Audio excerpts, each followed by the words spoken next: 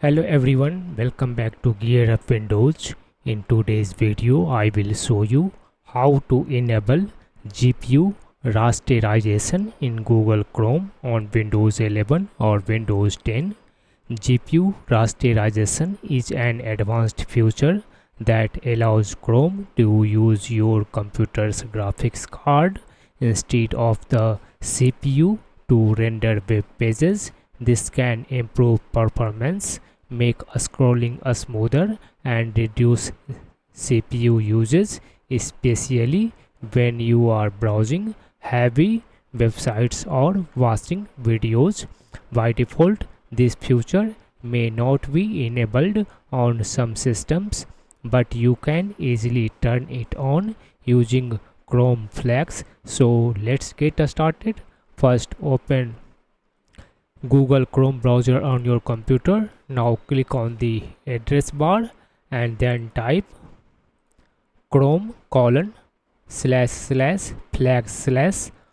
and then press enter on the keyboard. Now in the search flags box type GPU and here you will find GPU Rasterization.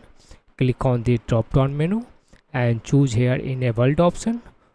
Once done, you will find relaunch button at the top bottom corner.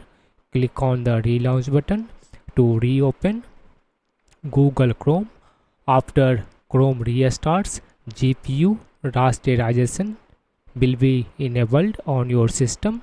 This should help improve browsing performance, especially on graphic heavy websites. If you notice any issues or instability, you can always go back to the same settings and set it back to default.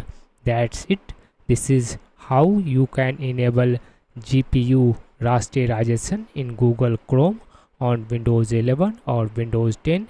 If you found this video helpful, don't forget to like, share and subscribe to GearUpWindows. Thanks for watching and I will see you in the next video.